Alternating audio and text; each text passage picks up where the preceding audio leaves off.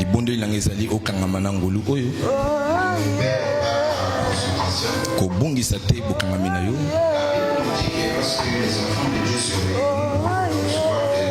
Bible lobi ke tango bana na nzambe basanganaka po bayamba eloko moko bango bayaka mpona kongumbamela po bazana emoniseli na kongumbamela lipamboli na bango mpe evandisami wana. Bongo yakaka mpe na ndeko moko ayakaka nakomi nde nyoka ya kala. Tango bazoloba na nyoka ya kala eza nde diabolo ye mpe ayakaka. Bongo tango ye ayakaka ayakaka te kaka na batina moko toza nango ya kongumbamela ya kokumisa ye, kasi ye ayakaka na ntina oyo etalisami malamu apesa kilo alakela akanga pende abungisa bato na nzela. Na ntango nazoloba na tonga lelo ekoki kozala mpe nyoka kala wana aza mpe na kati na biso alingi na ntango nyonso apesa kilo alakelo na nsima mpe alongolo na nzela. Na mbala moko okoti na masano oyo nzambe abongisaki mpo na yo yo kozwa yango lisusu te. Libondeli nanga na tonga lelo atako baesaleli ya diabolo yo kopesa nzela te kozala nde esaleli na ye te. Nde bongo bokotala yana bato bazala na eglise kasi makanisi na bango eza wa te. Ntango nazoloba na makanisi nazoloba na molimo.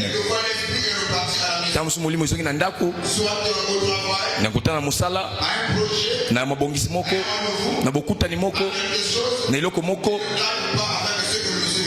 oyo nde ezotalisa te na oyo moto azali kosala to ndeko ya mwasi azali kosala wana nde esaleli ya diabolo. Nzoto eza awa molimo eza awa te.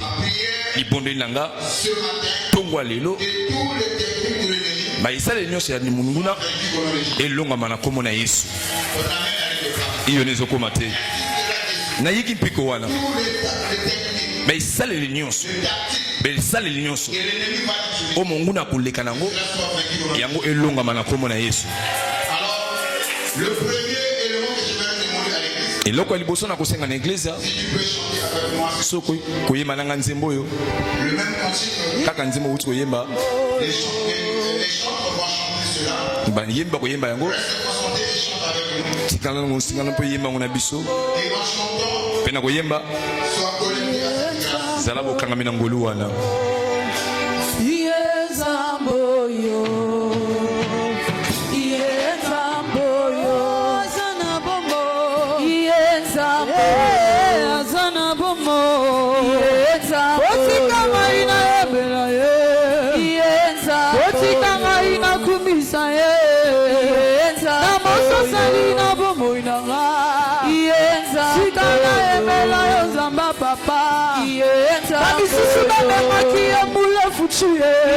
Nazelana ye babeli babiki Nazelana ye babeli babiki Nazelana ye bakangwami Nazelana ye kaipena biki Nazelana ye na bimina balwa ya famille Nazelana ye na bimina balwa ya famille Nazelana ye kaipena biki na sana na mokili pongana ndokwa makanza menange niongo ya nani ngana zali kofuta pongana mona pasi na Brazzaville isimo nini ngana sana na mokilo pongana ndokwa makanza masoleze niongo ya nani ngana zali kofuta pongana mona pasi na mokilo na lelie Zape na onjo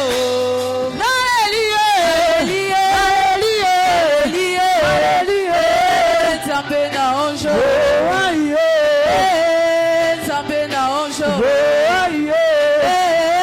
Zape na onjo Zape na onjo Zape na onjo Zape na onjo Papa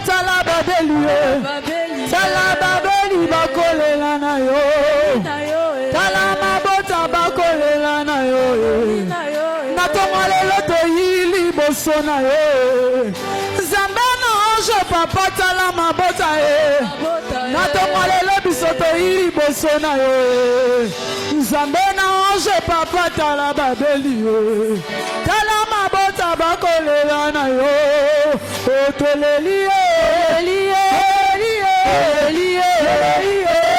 Nzambe na ange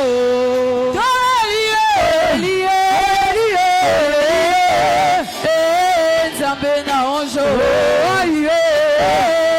Nzambe na anjo Nzambe na anjo Nzambe na anjo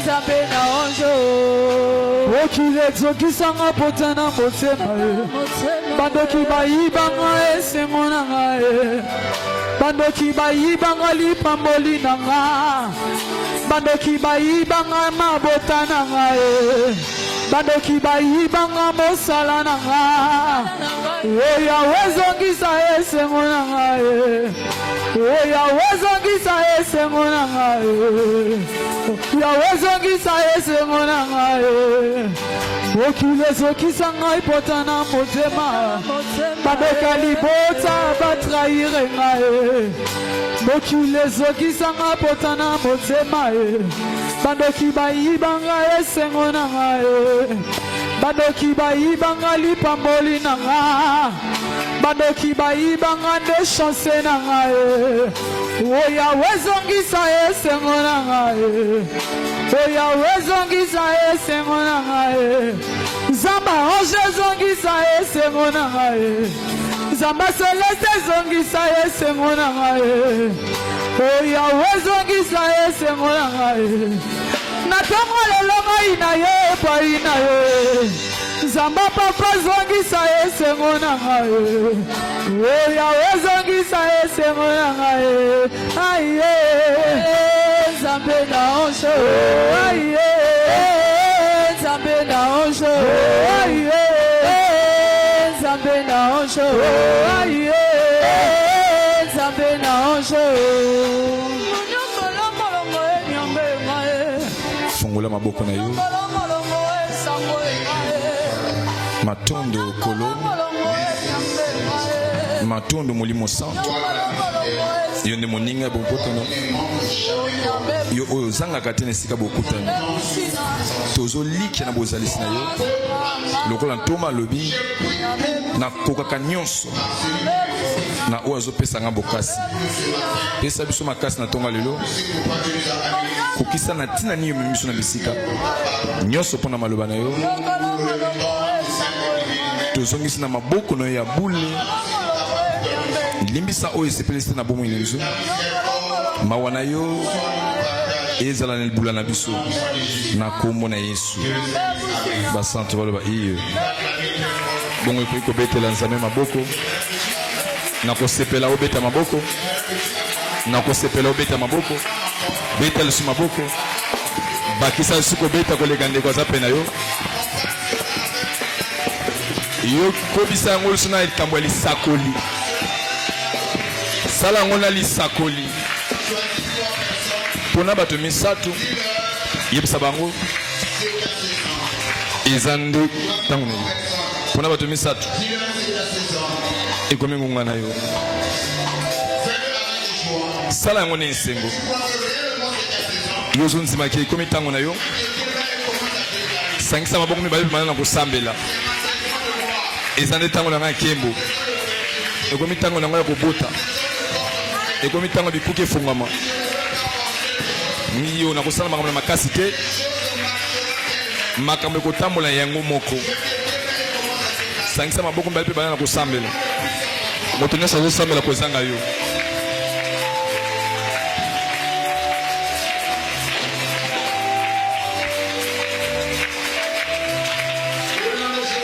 Na kombo na Yesu Na kombo na Yesu Sangisa maboko mibale bana na koloba Loba kolo ikomi tango na ngai Tutama na ngai Bongo la ngai Bongo la ngai Tambusa ngai Na kombo na Yesu Basantu baloba iyo. Est-ce que tu vois que c'est la saison? La saison est toujours marquée par les signes et les prodiges. Na ngonde saison etamsimaka na bilembo pe na makambo ekosala me malamu. Lola esalela bino bikamo. Tobeteli nzambe maboko koleka.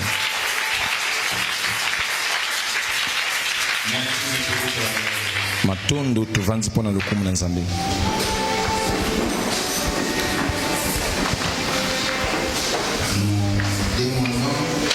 Tozosenga parce que dès que la fin, je n'aurai pas l'occasion de rappeler ce à l'église. kotala na suka peut-être na kozwa ndingisa to libakulu susu te ya koyebisa toyebaka te toyeba nini tobanzi bongo ndenge ya kosukisela toyebaka yango te mpona kokota tozalaka na mwa pasi bongo mpe soki okoti oza mpe na pasi mpona kobima bongo na ebandeli nalingi nazongisa mabanzo na basali nyonso bongo bozalisi na yo nde esengeli na yo ozala bisika nyonso bambe kopesama nzela ok nzela moko te ya kosala mbeba ekopesamela ozali motei mosenzeli motu nyonso moto nyonso ayebiki asalaka mosala na eglize lokola basali ya basi mpe lokola mibali bongo kozala na bisika nde esengeli na yo zala na suka libondeli boza na bokutami na tata bongo na bandeli na eglize ata balobaka na tata eza mibale te bongo soki balingi baloba na ntina papa wili bakoloba papa wili bongo soki balingi baloba papa nosi bakobakisa mpe komoni na suka bongo ntango bazolobaka tata bino nyonso boyebiki eza nde tata mokambi boza na bokutami nani na tata ekozwa nango ntango mingi te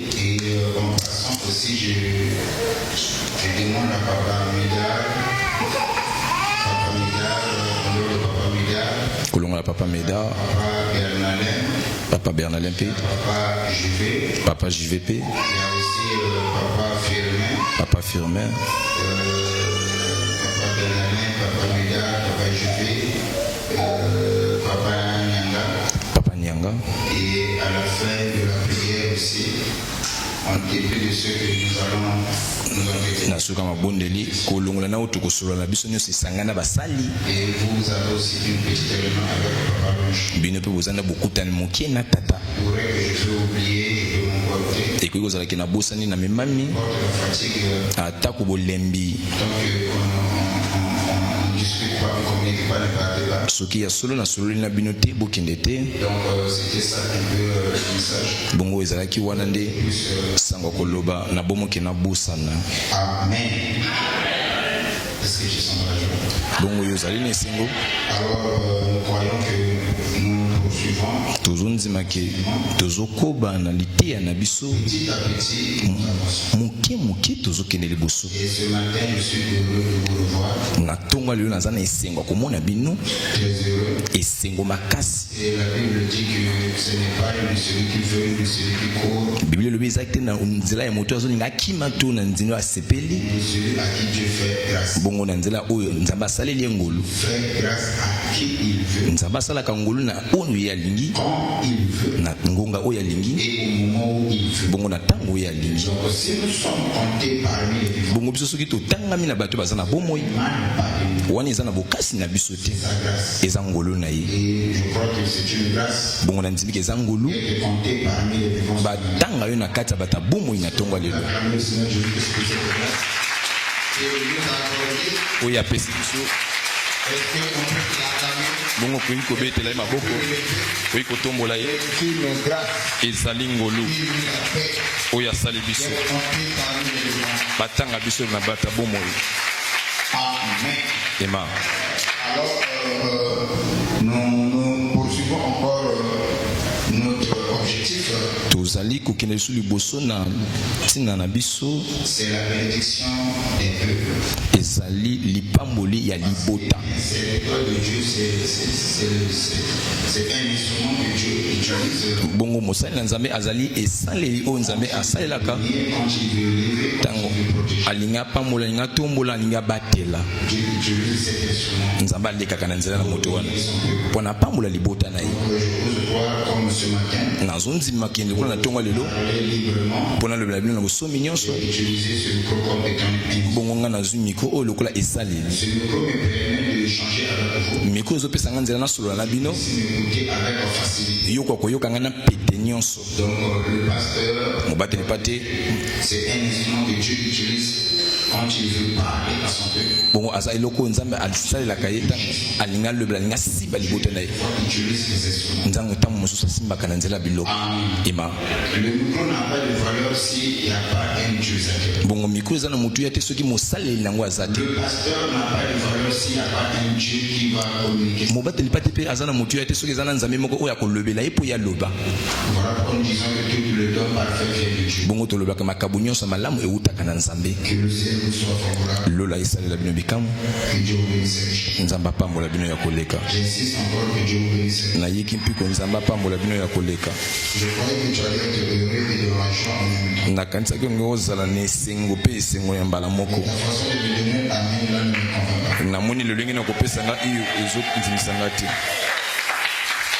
Quelquefois, nous sommes très heureux d'être dans sa présence. ntango mosusu tozalaka na esengo makasi na kozala na kati ya bozalisi na ye. Et nous croyons que c'est dans sa présence où notre malédiction change en bénédiction. mpo tondimaka eza na kati ya bozalisi na ye oyo elakelelo na biso ekomaka na lipamboli. Le jour où David accomplit cela, mokolo oyo daudi asosolaki yango il va dire akoloba mieux vaut un jour dans tes parages ya malamu kutu mokolo moko na kati ya ndako na yo que 1000 ailleurs. bongo kotala etuluku libanda ya ndako na yo. Pourquoi il a choisi de faire un jour dans ses parages? mpona nini ye aponi kaka alobaka mokolo moko naza na yoka Dans sa présence, bongo na kati ya bozalisi na ye où la malédiction change en bénédiction. eza esika libambe nde ebongolaka lipambo. La présence de Dieu, esika eza na bozalisa nzambe c'est le chef de ta vie. eza bokakami ya monguna. Là où est la présence de Dieu, esika eza na bozalisa nzambe on ne peut pas résister. satana akoki koyika mpiko te. esika bozalisa nzambe eza C'est la délivrance et la protection assurée. eza bokangami mpe bobatelami epesameli. Ce matin, Dieu est parmi nous. ondimiki na ntongo lelo nzambe aza na kati na biso Est-ce que vous le croyez de votre cœur? ozondima ngo na motema no mobimba. Si Dieu est parmi nous ce matin, soki nzambe aza na kati na biso na ntongo lelo la délivrance est assurée. elingi olobaki bokangwami no epesameli yo. Si ce message était pour toi, tu allais acclamer. soki lite ezalaki alingi kobetela nzambe maboko.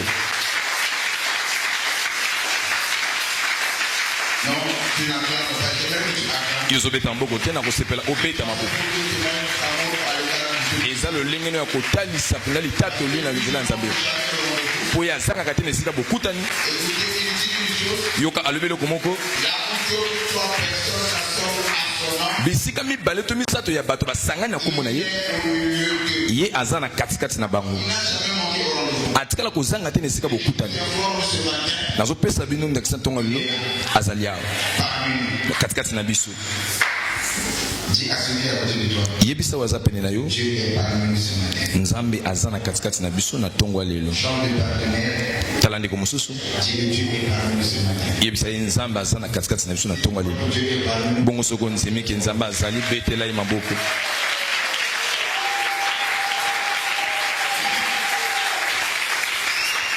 Nous profitons le grand thème qui n'est rien d'autre que vaincre l'esprit de la pauvreté. tozali kokoba na mokonza na biso oyo ezali kaka ke kolonga molimo ya mobola. Dans le sous-thème, nous parlons na se ya mokonza tozolobela pourquoi Esaü et Jacob se battaient. mpona nini ndeko ezau na ndeko yakobo bazali kobundela. Pourquoi les deux fils, mpona nini bana mibale ya mibali même père, ya tata moko se battaient-ils? bazwi komibunda. Et aujourd'hui, nous avons commencé le vendredi. tobandaki yango na mikolo ya mine ya poso Expliquer une très bonne différence. tolimbolaki eza na bokeseni makasi Avoir la richesse et être béni. kozala na lokulaka mpe na kopambwama. Tu peux posséder la richesse okoki kozwa lokulaka sans pourtant être béni. kasi yonde ozana lipamboli te. Celui qui est béni bongo oyo apambwama possède forcément aussi la richesse. mbala moko na bokasi nyonso mpe azana elukulaka. Il y a un élément à souligner. eza na eloko moko esengeli okuma Être béni aussi sans pourtant avoir la richesse. yo mpe okoki kozala opambwama me kasi oza mpe na lukulaka te. Ça finira par se manifester au fur et à bongo yango ekosuka komonisama mikolo oyo ezali koyaka na oyo ezokoyaka.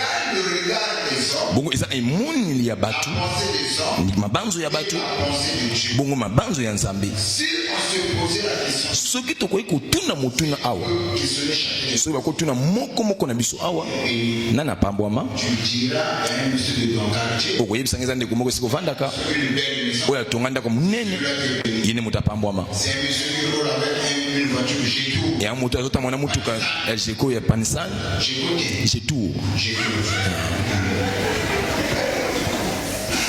est-ce qu'on va acclamer très fort? Donc, tu dirais cela.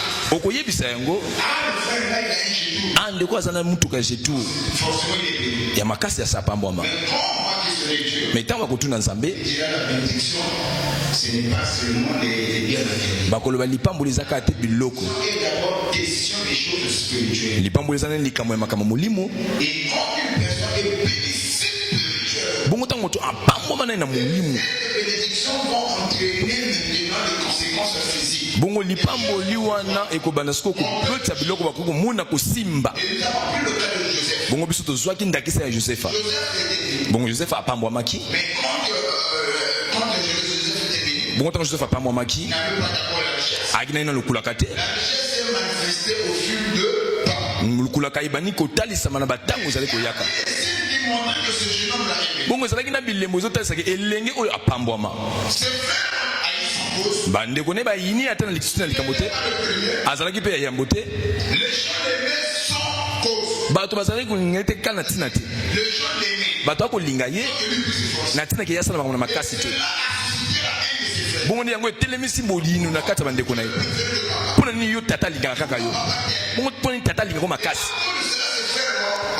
na ntina na yeke bandeko bateki ye. Il arrive en Égypte, akomi na Egypte to étant esclave. lokola mowumbu. Mais là-bas aussi, la faveur de la grâce de Dieu était ce jour. bongo kuna ngolu na nzambe mpe ezalaki likolo na ye.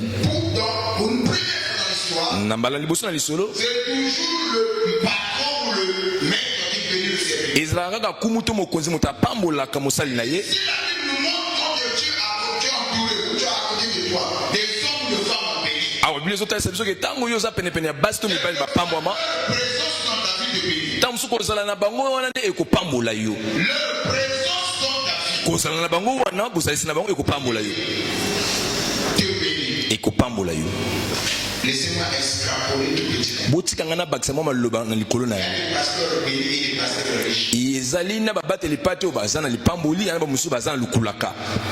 Je peux dire quelque chose nakoki koloba eloko moko en rapport avec le message. na kotangama na liteya oyo. Tu peux être à côté de Papa Lange. okoki kozala penepene ya papa lange, Des fois, tu dis que je n'ai pas ça, je n'ai pas ça, ça ne marche pas, ça ne marche pas. ntango mosusu okoki koloba naza na oyo te naza na oyo te, bongo oyo mpe ezotambola te oyo ezotambola te.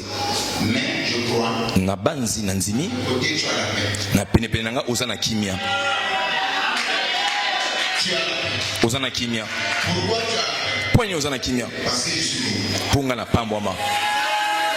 Et cette bénédiction, lipamboli wana c'est en physique. yango nde ekosalaki bonzoto no emonana. Je ne suis pas encore dans le message. nani nakomi na liteya nanga te. Un jour, Naomi mokolo moko ndeko naomi habitait Bethléem alongoli engumba beteleem pour Moab. mpo na mboka moabi. Parce que Bethléem, c'est le pays de paix. bongo nde beteleem eza nde mboka ya kimia. beteleem C'est une maison bénie. eza nde ndako epambwama. Moab qui avait la richesse. na moabi ezalaki na lukulaka. Bethléem qui est bénie, maison de paix. bongo beteleem nde eza esika ya kimia Maison bénie to ndako epambwama de la richesse. eyaki na lukulaka te. Et Naomi est éliminée. bongo naomi na emilelek macron na krijan bango bazwi mokano ya kolongola beteleem mpo bakende na moabi esika ezalaki na lukulaka. mbala moko okóma na moabi Ils ont pris un terrain. bango bazwi esika Ils ont construit. batongi Ils ont fixé leur demeure. bango batie ndako na bango Ils ont commencé à habiter à Moab. babandi nde kovanda na moabi kuna ezalaki na lukulaka kasi ezalaki na lipamboli te. ndakisa kotala Marie de Naomi va trouver la mort. mobali ya naomi akokufa. Donc, il y a un peu de fois du Rwanda. Malgré nous, on a fait. Au lieu qu'on n'ait pas cette saline qui me Voilà mon comment la Moab. Lembo liboso. Abungisi mobali. Bato baine pour pese motoni. Ya makambo ya kaka. Zo makasi yuzala na nzunzu. Batango leki mokie. Bongo bana mi bala bakufi. Bongo isinga na umya kwa notala. Awe sana lukulaka. Bongo poni ninga na sana kimia te. On a ouvert mi banzi. Eza lipambo na konde efulisaka. Yango elanisa makana mawa mokote. Poni awa nasana biloko. Nasana lukulaka. Kasi nasana esengote. Nasana kimia te. Na buksi mobile nangai. Bana ngami bala mibali. Habite.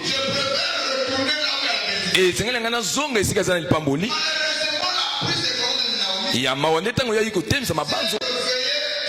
La mouille est tango sekei. Et tango yango tango sekei. Et comme peut tango sekei. Bon oui, à kozonga na Bethléem. Bible le week-end yi apeki samaki. Na mobali pe na bana nemi bana mibali. Et c'est ngopana yo. Ozana imoni o na omia salaki na ngote. Tata zani mwana mobali o ya pamba ma. Ngai pene na yo ezali ngolu pe ezali pamboli.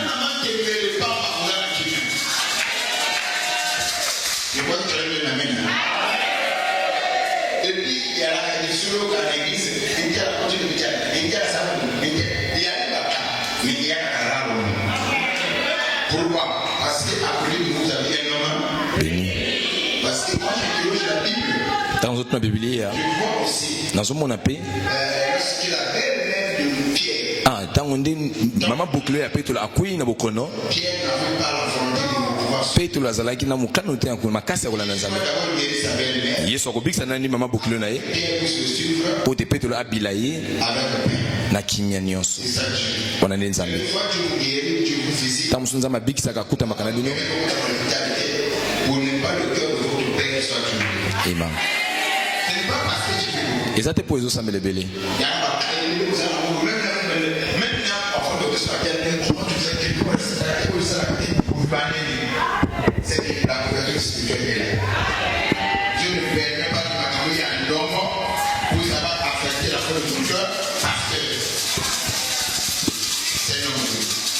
Aza moto apambwa ma. Moto apambwa ma makasi. Et je suis fier de cet homme-là. Pe nazana nzomba kozala mwana mobali wana. Et si nous avons expliqué awa to limboli boye pourquoi les deux enfants se battaient. Pona nini bana mibale oyo bazobunda. Donc déjà avec les choses. Bongo na banane te. Bosimba malamu. Il y a le regard des hommes. Ezana emoni ya bato.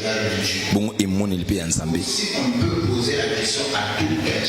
Soki to ko tuna motuna na moko na biso ya motulite ya oyo. Il y a des gens que nous avons enviés. Yana bato biso to lula bango. Ces gens-là ne sont pas bénis. Na bosolo bango ba pambo mate. Bango bazana lukula kaka silipambo lite. Tu as la bénédiction mais nani richesse et se manifester. On peut parler au vendredi si j'ai une bonne mémoire. Nous avons dit que nous avons des Joseph parmi nous. To sana ba Joseph na katikati na biso. En d'autres nous avons aussi des Jacob. To zapena ba Yakobo. Alors c'est là où je vais me demander mon message. Nde sika na ina bana skulite ya nangai. Qui est Joseph? Qui est Jacob? Nani aza Joseph, nani nde Yakobo? C'est d'abord une personne que Dieu a bénie. Joseph azali moto nzamba pamboli. Il doit attendre. Bongo isengeli Fixé par azela tango oyo nzambe apesa. cette bénédiction-là soit magnifique. Bongo pona lipamboli wana etalisa. Joseph attend. Mais tango Joseph azosela. Il y a aussi des gens qui peuvent marcher sur le. Et puis na bato ko tambo likona ye. Il peut aussi entrer en prison. Akoki ko tapena boloko. Juste parce que le temps fixé par Dieu sur la langue. Kino tango nzamba lobaki ekoka. Qui l'ont maltraité Bongo ba basala ye mabe. ont changé leur langage. Ba ko bongo élevé na bango. Wana nde Joseph. Nous avons parlé de Jacob. Bongo to lobeli pe na Yakobo. Qui est Jacob? Nani nde Yakobo? C'est une personne bénie. Ya moto apambwama. Mais Jacob, Dieu avait changé son nom. Bongo Yakobo ne nzambe so abongo la komona ye. Et aujourd'hui, tu ne seras plus appelé Jacob, tu seras appelé comme Israël. Nzambe lobi ke lelo ba ko bengo so Yakobo te komona koma Israela. Le prince de Dieu. Oyo ndezo talisa ke mwana na kumu na nzambe. Mais malgré que Dieu a changé son nom, Ata nzambe abongoli komona ye. il a reçu la bénédiction de son père. Azuli pamboli ya tata na ye. C'était d'aller Bongo esengene anzima ko kende. Na batam arabe. et une fois là-bas, Oyo na tanga komi kuna. accepter des serviteurs Esengene anzima akoma mwana mosala ya labo. pendant 20 ans. Asala na mubu 20 ans. Asa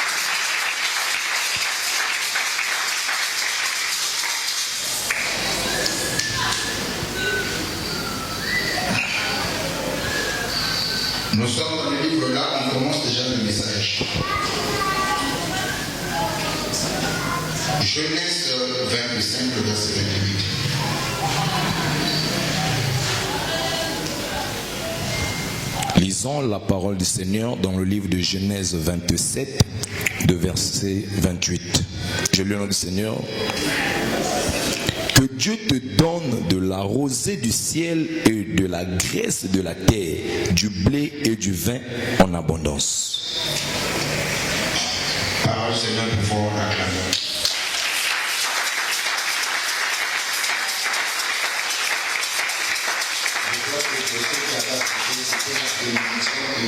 Isaac a prononcé sur Jacob. Mais que pour n'abattre sur la ezane li pamboli au Isaac a loba qui li kolona Jacob.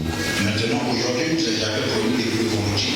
Le long appelle ça qui est la cas où tu m'as vendredi. Parler sur l'esprit de Esau. Donc qui te le benatina molimo ya Esau. Si j'aurais le temps. Ce qui n'a pas tango. Comment l'esprit d'Esau se manifeste-t-il? Bon le lengeni molimo ya Esau et salamaka. Et comment faire l'esprit d'Esau? Bon le lengeni ndenge ni ko longa molimo ya Esau. Ne bandeli sengeli ko sosola. Esau est le petit-fils d'Abraham. Esau azali bena koko ya Abalema. Il a aussi le son d'Abraham. Azapena makila ya Abalema. Non seulement qu'il a le son d'Abraham, Kakate azapena makila ya Abalema. il a aussi le fils de Isaac. Azali pe mwana ya Isaac. Les descendants d'Isaac. Mokitani ya Isaac. Amen. Ema. Il est le fils de Isaac. Aza mwana Isaac. Et au dehors de ça, Nakolongola yango. la Bible présente Esau Biblia ezotayisa biso Esau comme un jeune homme bien, lokola ndeko mobali moko ya malamu fort et habile. makasi mpe na makasi na mosala. La Bible dit que Esau Biblia ezolobaka Esau était un chasseur habile. nde azalaki moto abilaka banyama mobunda nyama Un chasseur. mobunda nyama Comme n'importe quel chasseur. kotala te lokola mobomi nyonso. La Bible précise. Biblia ezopesa motono Un chasseur habile. azalaki mobomi oyo aza mpe na makasi Donc, dans le métier, na kati ya mosaleli na ye ya koluka banyama. était habile. Ye azalaki mpena na makasi ayebi kosala yango. Il savait comment attraper le chien. Ayebaki lolenge nini ya koboma nyama. Le type de chasseur, Eza lolenge ya babomi nyama une fois dans la forêt, mbala moko na kati ya zamba ne revenait pas à la maison de Braville. azongi te na ndako maboko pamba Non. te. Et la preuve en est, Ndakisa quand la Bible parle ntango Biblia ezoloba na Esau dit que son père Isaac, abi tata na ye Isaac azali kolinga ye si c'était son fils, mpo na teke azalaki mwana ya mobali te. mais son père Isaac Tata na ye Isaac aimait Esau. azali kolinga Esau. Bible précise Biblia ezopesa ndakisa que Isaac mangeait du gibier. mpo te tata na ye azali kolia nyama Fils lui apportait. oyo mwana azali komemela ye. Donc Isaac mangeait bio. Isaac azali kolia nde banyama Le frère oyo nde nyama babomi kasikasi oyo à son fils na Esau. nzela na mwana na Esau. Donc c'était un jeune homme bien. ezalaki elenge mobali moko malamu, Un homme qui savait comment travailler. elenge moko ayebaki lolenge nini kosala, Amen.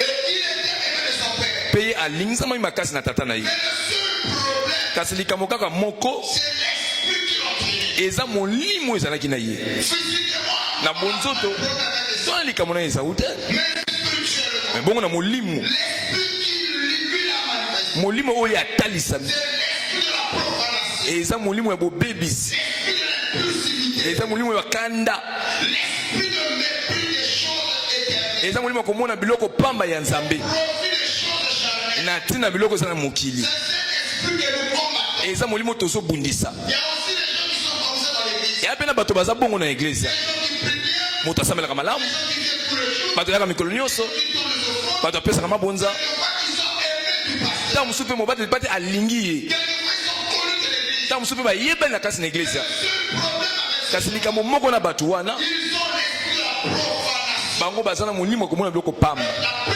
des choses, Elembo ya liboso trouve dans Esau, ntango ozomona na Esau l'esprit de la profanation. eza molimo ya komona biloko pamba. Et quand on parle de la profanation, Ntango azola komona biloko pamba, est-ce que vous savez, oyebi je vais vous expliquer d'une manière simple. na kolimola bino na ndenge ya pete. La profanation, c'est un péché que les gens aiment commettre. Molimo pamba eza lisumu oyo bato balingi kosala yango mingi. Na kopesa yango na pesa pour que vous compreniez c'est quoi la profanation. Je prends un exemple simple nazwi ndakisa na pete qui va nous permettre de comprendre oyo kopesa biso nzela tososola komona biloko pamba. je vais jurer. nangi nalapa ndai Tokataka parfois iboka papa, iboka mama na baba, iboka mwana na baba, iboka eloko na baba. On juge toujours par celui qui est plus élevé que nous. ala pa kanda ina likola moto ali kona biso. Est-ce que vous comprenez ça? Ima.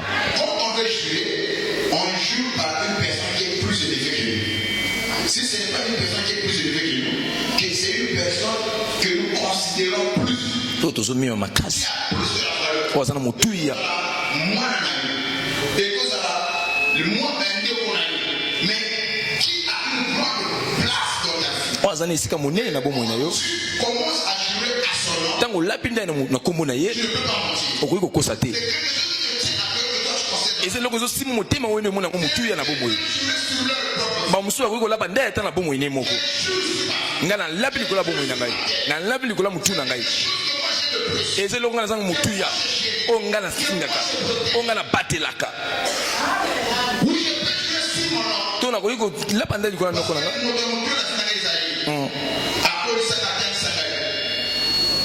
Est-ce que vous comprenez la vie? Ima. Et si on ne joue pas sur ces choses, So ima lapi nda likola biloko na te. on peut aussi jouer sur quelque chose que nous avons tellement de l'estime et de la considération. Et to ko lapa nda ine loko pe tozo liki go pe tozo sepela ko zwa yango. Qui peut être sa parole? Oyo ko ça appelle le mananzambe. Maintenant, quand on joue, Ne tango to lapi nda quelque chose que nous considérons plus, na eloko tozo mima makasi. on ne peut que dire la vérité. Okoki koloba kaka bosolo. Maintenant, si on est et pour papa,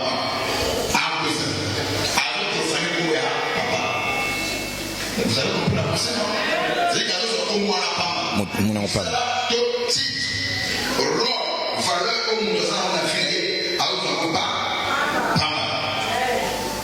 Maintenant, tu renverses un truc dans la main à vos amis. Quand tu joues au nom de Dieu, Tango lapi nda ina koma nzambe. Pe na kokosaka. tu dois profaner le nom de Dieu. Bozolobela makambo nzambe na ndenga pamba. Bozoloba nzambe eloko mutu ya te. C'est ça l'esprit de la profanation. Wana nde molimo komona eloko pamba. De simplifier les choses. Esengeli na lobela tango na ndenga muke. Po bato basosola. On dit que celui-là, il peut faire. Balobi ndeko oyo azoloba makambo. Il prend les choses spirituelles, mais à la légère. Ya bato bazozwa makambo molimo bazozwa ngo kana mona amono biloko pamba. Tu veux parler de la part du Seigneur. Na inga lobela tina na kubo. Nazokosa me na yebi ke nazokosa me kasi na lapi pe ndai. C'est pour nous sur la tête d'avoir donné des gens. Tokane na sama bele tokutama na bato. Là, il peut pas mentir. Mais avant, c'était comme ça. Avant qu'on a prié ensemble, s'il y a quelque chose que je dis dans le et pour papa, je n'ai pas, j'ai pas contact avec mon père. Et pour moi, c'est la chose la plus sacrée à cette époque-là, messieurs. Si je jure au nom de mon père, et Boka Papa, si je le vois là, à ta au mandat qui a venu dans ça. Et ce que vous Boka Papa, c'est que ce que je dis là, c'est la vérité. Parce que j'ai considéré mon père comme étant la chose la plus sacrée que moi j'avais. Que Dieu je considère. Vous comprenez? Maintenant que j'ai connu Christ, je ne peux pas jouer Boka Papa, je joue Boka Nzambe. Et quand je joue le Boka Nzambe, ce qui sort de ma bouche, ça doit être la vérité. Ce n'est pas toi que je veux craindre. Les ayote mo na kobanga. Oui. C'est là où c'est Boka Nzambe, après je veux quoi. Masuko na kozwa nini? Parce que les hommes le bénissent, parce que Dieu le bénit. Po bato apambola kate za nzambe ne mutapambola. Na ingina lo bakoma nzambe na pamba te. Tango sengena lapa ndai na koma nzambe esengeli zala bosolo likolo na bosolo. Na kwa kolobela ngona tina pamba te. Vous allez comprendre la confirmation. Donc, la première carte de Saoul. Lembo ya liboso ya Esawu. Molimo tozomona na kati ya Esawu. Eza molimo akomona biloko pamba. Esawu asuki wana te ozaka molimo akomona biloko pamba. Azalaki pe molimo ya kanda. Aiki moto akanda makasi. Bon, impulsivité, ce qu'on a en canne. Mon Dieu, Azalaka, à beaucoup de décisions sont plutôt à réfléchir. À cause de ça, quand sont plutôt à canne. Les gens qui aiment prendre des décisions à chaud, à vue décision, sont plutôt à réfléchir sur les conséquences. Et le patron, généralement, va réfléchir ça une fois après avoir pris la décision. Et il va regret amer. Ah, ça impulsif. Le mal amer. Après, au final, par impulsivité, ils ont plutôt à vérifier est-ce que vraiment tout ça est à nous. Or, généralement, mingi. mon d'abord soit décision qui n'attend pas les ni n'attend pas la réfléchir d'abord. Bongo. Il y a un moment où nous avons absolument. Avant de faire quoi que ce soit, il faut que nous combien cette fois. Pourquoi cette fois? Pour nini nsambo? Parce que ce que je m'apprête à dire, Pour na kotala o nazolinga na sala to na loba. pas le regretter. Na ngina zungisa mabanza bololo te. Mais Esaü, lui, avait l'impulsivité. Ezawu azalaki na molimo wa kosala biloko atikali kokanisa te. Il ne réfléchissait pas. Moto oyo akanisi kutu te me aza asala eloko yango. Il fait les choses. Asala biloko bongo ya banzi na nsima. Il y a des Esaü parmi nous. Yana bandeko ezawu na kati na biso. Bato asali makambo na nsima akomi kobanza. Parce qu'ils sont impulsifs. Po aza moto akosala biloko atikali kokanisa te. Et troisième élément que tu vois dans Esaü, Ya misato tozomona na kati ya Ezawu. le mépris des choses éternelles. Azalaki na moto azomona azoboya biloko ya Nzambe. Kokitisa biloko na se ya Nzambe. Le plaisir de la chair. Me na esengo ya nzoto na ye. Or, le mépris des choses éternelles. Komona eloko mokie makasi Le plaisir de la chair. na ntina esengo ya nzoto na ye. Voilà ce que la vie de Esaü montre. Tala nde oyo bomoi Ezawu ezolakisa biso. C'était un bel homme, Na bonzoto eza mobali kitoko, un jeune homme habile, elenge moko aza na makasi, serviable. ayebi kosalela, aza pena na molenge ya kosala. Kasi na molimo ayaki na molimo ya komona biloko pamba ya koreagir na kanda. Non seulement qu'il avait cela, Kaka wana azalaki nango te, il méprisait les choses éternelles. akoki mpe komona eloko wana mpe na ntina te. Ntango tozoba biloko ya nkolo eza mpe biloko ya molimo, Profit du plaisir kasi na ntina esengo que lui pouvait recevoir. oyo akoki koyamba. Il y en a maintenant aussi dans la canne. Il connaît 50 000. Incapable, à l'autre nous avons pas ici, à Bimini, nous allons prendre 50 000. C'est ça l'esprit de la profanation. Une femme qui prie, a engagé, mariée, mais le polo est à moi, plaisir, mon beau.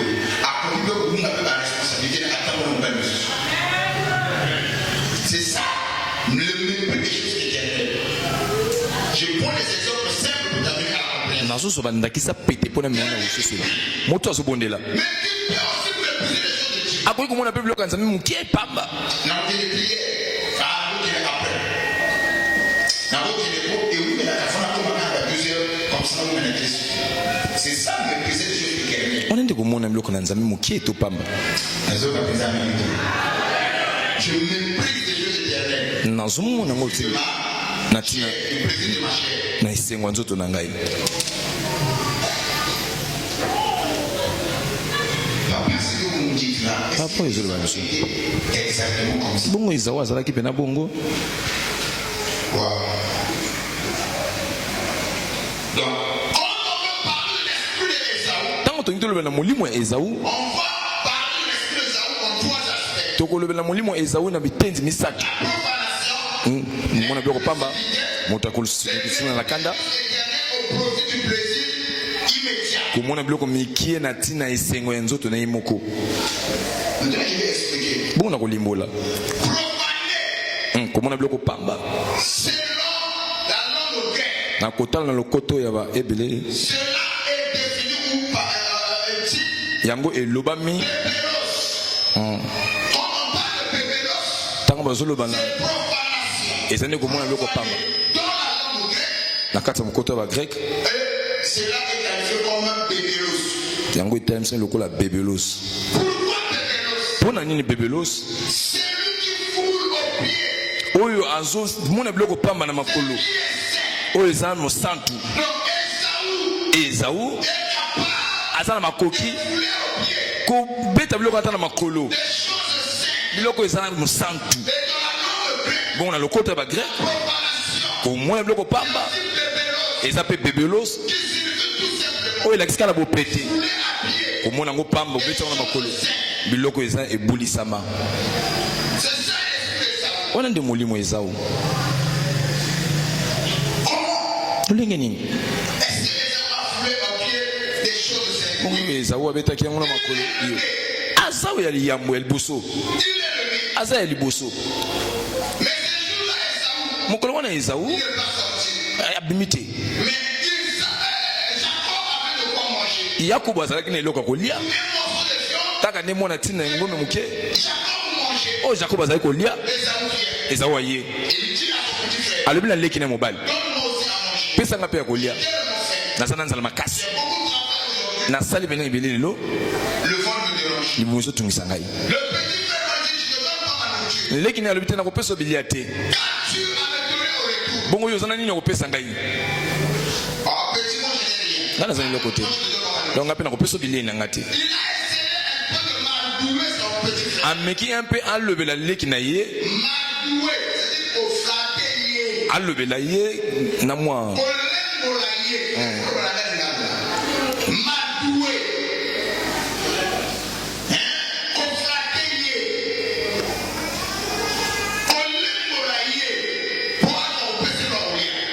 Mais le petit frère était catégorique, il dit nie. ndeko nya mobali avandisamaki abi na kopesa ote bilie na ngai Alors, le petit frère a posé une condition. ndeko nya mobali akotia eloko moko na koloba Il veut que je te donne la nourriture. soki olingi napesa bilie na nga À une condition. na likambo kaka moko Moi, je deviens le grand frère. bonga nakoma yaya Que toi, tu deviens le petit frère. yo koma no leki Pour que cela soit faisable, mpo yango esalama tu dois jouer esengeli mpe olapa ndai solennellement na mosolo que moi, Esaü, ke ngai Esawu je renonce à ma joie de naître. naboyiki mokolo na ngai C'est que toi, Jacob, nandimiki yo yakobo sois mon grand frère. yo nde okoma yaya na nga C'est qui simplifie. oyo ezotalisa na pete Que moi, je dis, mosala onga na osala c'est la nourriture que toi, tu me donnes. eza nde bilei oyo Je ezopesa ngai deviens pour toi grand, bongo koma no yaya que moi, je deviens petit. bonga nakoma leki Mais pourquoi Esaü accepte cela? mpo nini Esawu azondima yango Parce qu'en lui, il y avait un esprit. mpo na kati ezalaki na molimo molimo nini De la profanation. ya komona biloko pamba Et dans la langue grecque, on qualifie oyo na lokoto ya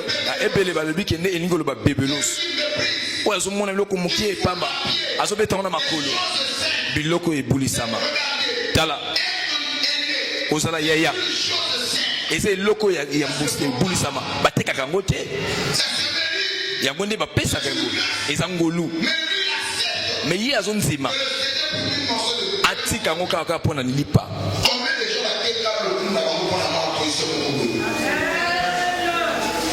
C'est l'esprit de Pépelos. eza molimo ya bebelosi On peut avancer. ema Est-ce qu'on peut avancer?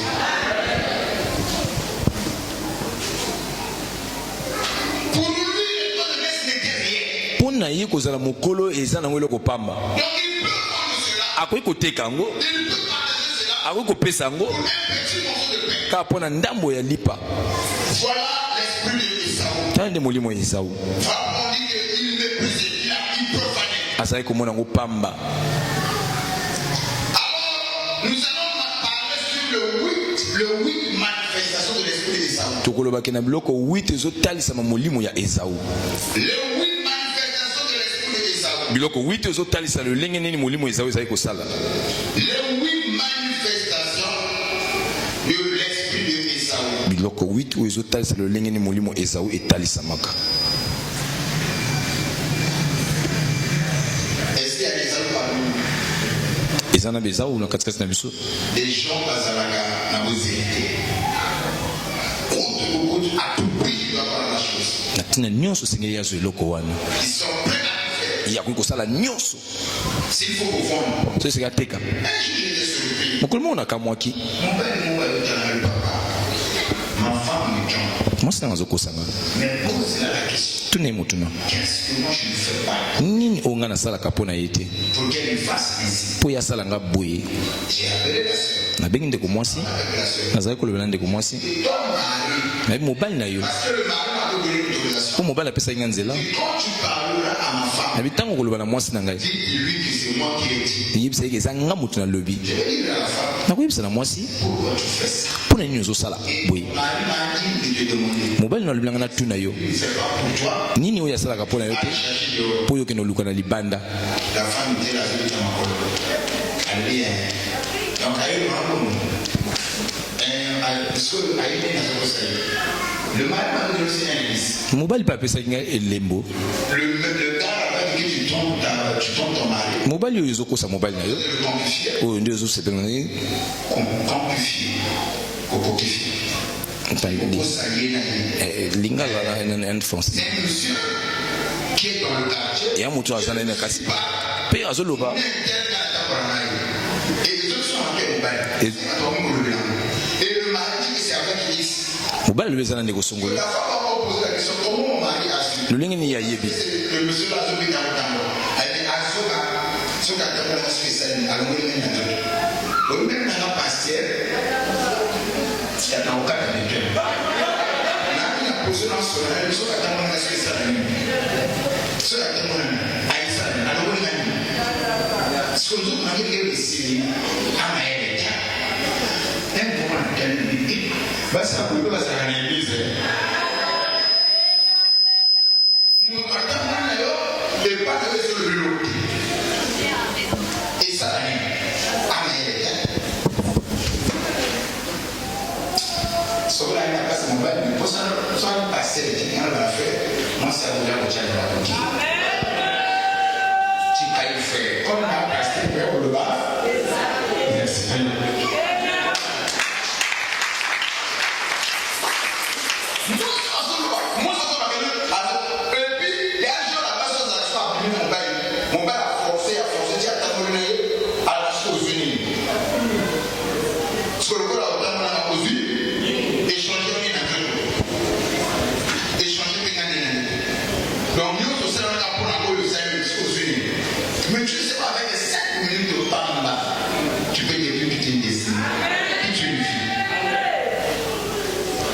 Ça va?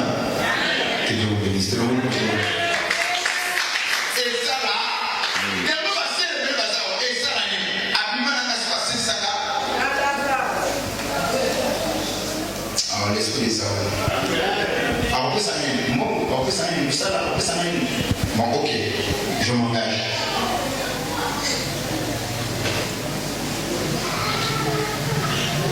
Oui.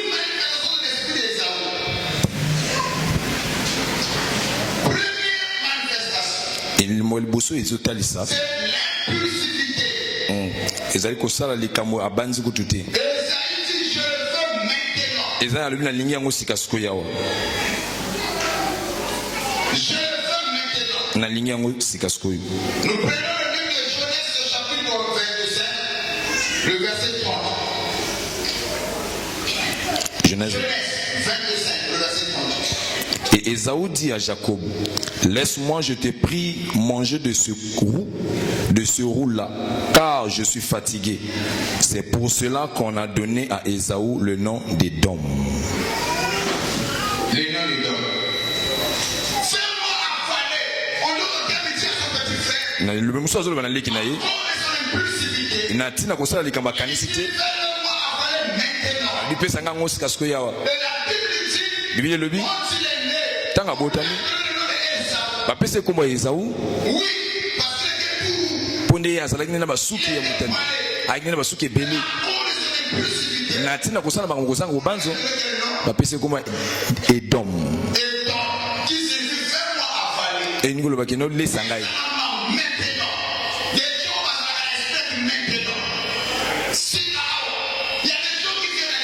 yana bato ayina eglise azosalisa molimo ya Esaü na ndenge nyonso nangi nazwa yango na ndenge nyonso funa nazwa yango bato azosala libondeli kasi aza na molimo ya sika sikoyo eza molimo akosala likambo kokanisa te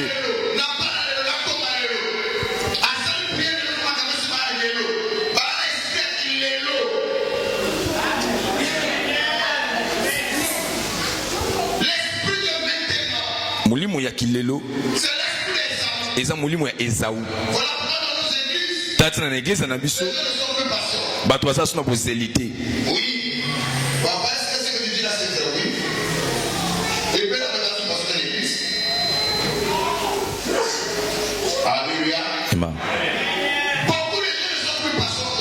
mingi ya bato baza so na bozeli te na ntina kosala makambo ya banzi na nsima na bondeli na moni te bato alinga kozela te nde liloba ya mabe mingi na elobeli na elobeli ya mabe mingi na elobeli oyo mokristo alinga mingi koloba te eza elobeli ya kozela nzoka nde biso nyonso oza na mabanzo malamu ntango ye pene na esengeli ozela nde na biyano misato oyana liboso eza iyo elingi oloba kino likambo no endimisani ya mibale loko yano eza koboya ya misato eza kozela ezondimisa na ye yango ezondimisa na biso te oyo nga esengeli nasala eza nakozwa bozeli atako akoki kopesa ngai yano nini yango ezotala na ye Esawu aza na molimo alingi azwa kaka sika sikoyo na ntina kosala makambo abanzi te yango biso toza na bakristo batambola na kiki bazolongola bakristo bazolongola na eglise oyo bazokende na eglise oyo na eglise oyo iyo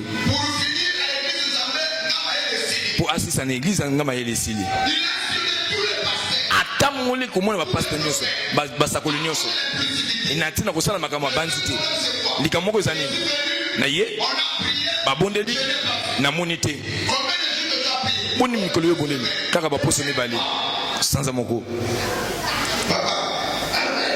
na ringi ya bato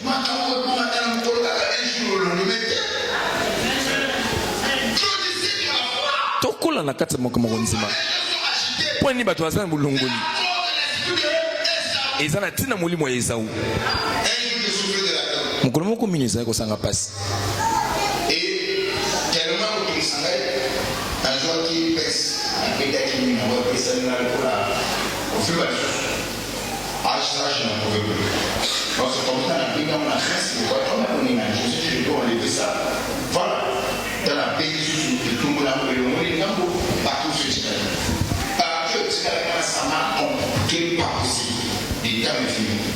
Je crois, je ne sais pas ceux qui parlent de la compagnie, mon ami a posé ça. Il y avait mon ami et mon ami. On m'a dit là, tu m'as accompagné, c'était où? À l'hôpital, elle est là. À cette époque, c'était avec elle. Et à l'hôpital, j'habitais la rue de Séné, à la rue à Séné. Nuit l'hôpital. On va chez le docteur, il dit que Naïta was à la mot. Et là, je voulais pas le blanc, on a fait. Le docteur me fait comprendre que Naïta, pas pour nous l'aider. Il faut donner un traitement pendant 2 semaines, douleur se calmer. Après, bon, va le blanc. On m'a donné le blanc.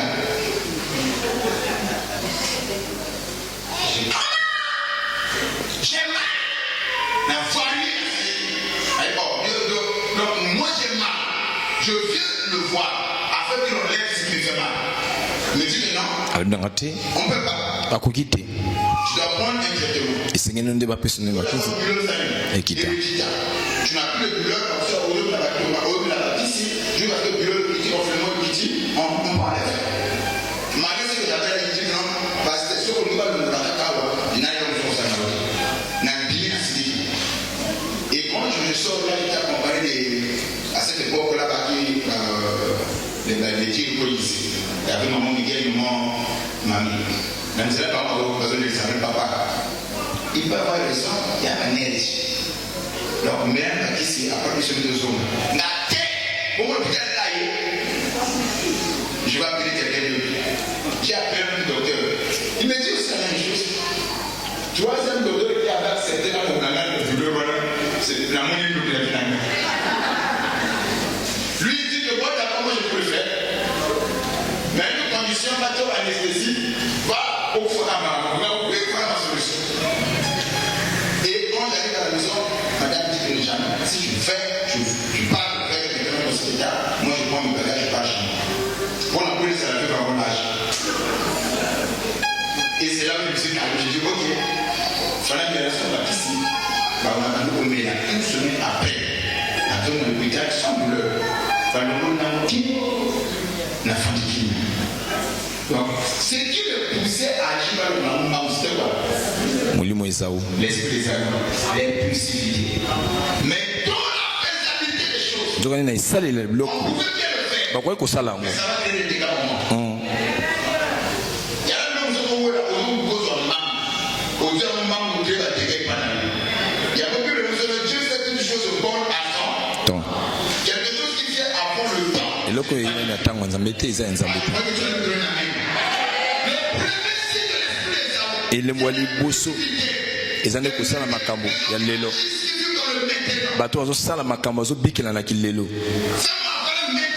Les sanga on se casse que, na ina zo loko se casse que. Et moi je pensais que c'était moi parce qu'il y a des gars, mais il y a un processus. Voilà comment on appelle ça sur les arbres. Tanani le lingi ni mulimo isaisa. Bonye ba Kristo tuzana ba na kati église yao. Oyete point nini? Ngana bunde liposo moko.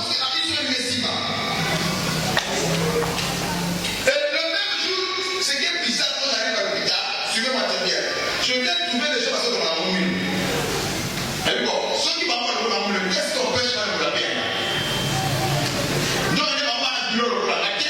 Mais nous sommes sur le traitement. Tu comprends le bien sur la commune. Et on va la maman, il y a pas le commune. On va pas le commune. Mais il n'y a pas de ça, on va le commune. Fais attention. Tu risques de te détruire. Quelle révélation. Au moins, elle dit, nous ne pouvons pas. Nous devons attendre les signes. On regarde le petit matin au coin. C'est une manière à relever là. Toi, pas dans l'impulsivité, passer la salle à la Bilonie, donner la salle à la Bilonie. Si c'est comme ça, pourquoi passer la plan là? Wow. C'est ça l'esprit des hommes. L'esprit de l'impulsivité. La Bible dit pour un morceau de pain. Bible lui prend un ndambo ya lipa. C'est désolé au péché. Et belé ba mi pesa mi na lisumu. Ma prière ce matin. Libonde langa na tonga lelo. Ke molimo ya Esau oyelinga ke konza yo yango elongisama na kombo na Yesu. Nini molimo nyonso elongama? Eza molimo ya kosala likambo banzi na nsima. Molimo ya kolukisika sikoyo lesanga yango.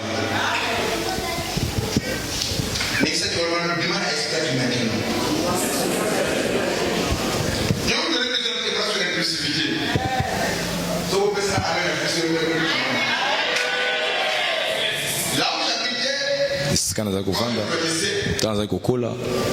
Ma belle est fertile. Il y a des parcelles comme ça, ma belle est fertile. Alors, un jour, papa Sombati va avocat. Le père a mangé, c'est que le père, papa qui a pris sa maman, je l'appelle c'est mon papa qui ne va pas manger. Mais dans la parcelle, même j'ai porté son nom, n'est-ce pas?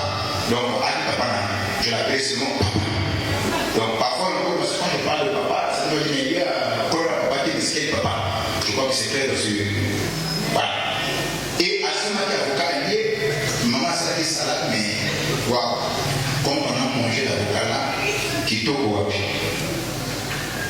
Tous, maman, moi, il faut qu'il toque au wapi.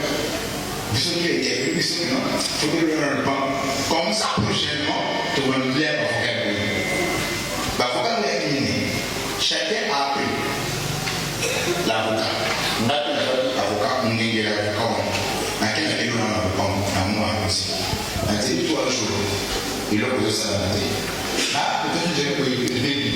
À quel est le bébé? On a tel à ceux qui ont le bébé, ceux qui sont un chimoli, ils sont bons. La calice sur ma bébé, la voiture sur ma bébé. La télé, 4 jours après. La mon est de l'autre côté. La télé, la foule sur ma bébé, la bébé sur ma bébé. Quand elle est dans le la mais ils ont dit qu'on est la douce à cause de ça. Bah, il y a quoi de tchèque ma bébé, à fond la gâtée, à moi, elle va se faire. Mais ce qu'on a dit, elle est pour ta maman, à au cap. Ce qu'on s'est dit, passer la cité. Mais elle est ça. Et pour ta maman. Ce qu'on parle pour ta maman, on a aucun mot, on dirait juste l'angle, ma casse, et pour ta maman. Na fond la bébé, la mission, on est mort à terre, na souffle à l'eau. La donne ça m'a servi. Et l'équipe à moi, il y avait des cours, botte à moi, Betty, Pini, n'importe la gagne, il y a ni les mêmes sianas. Impulsivité. Mais ni les seuls ni les bottes. Patience. Bassin de confiance dans ma bébé. Moussa n'a pas mis pour arroser la carte. Quand tu as fumé, jusqu'au temps fixé par Dieu, il y a un côté pour là. Et je vais rayon du soleil et du ultraviolet. Il y a un moment où ça est commun. Mais quand il a dit que Mangan Sani, mon implicité au début de la ministre de l'Union, laquelle les autres s'y battent dans son affaire. Après, on va dire que la carrière, on a dit que nous avons 4 ans. Et puis, on peut faire la ministre a côté. Cela nous a fait un salut. Et si elle est là, on a mis ce moment qui va au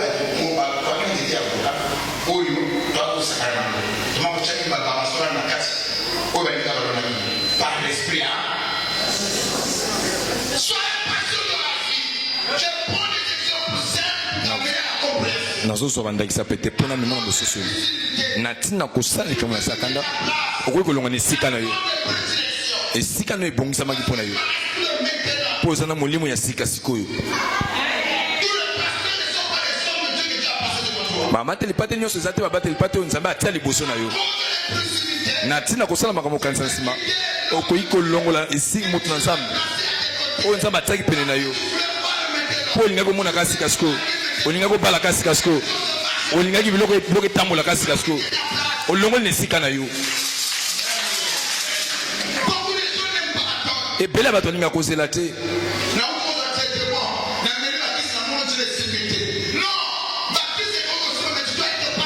esengeli oza na bozeli libondeli na nga lelo soki olingi olonga molimo ezau eloko ya yambo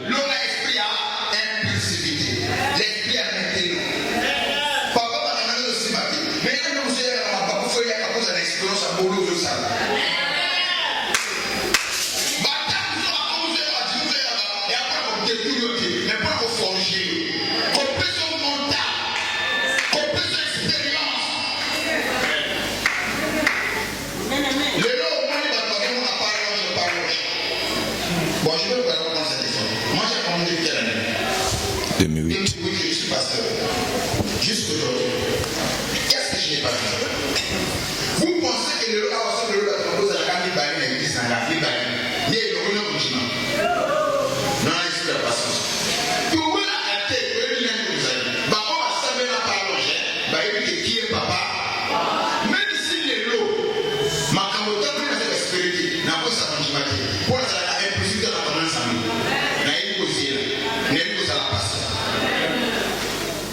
je vais vous dire quelque chose.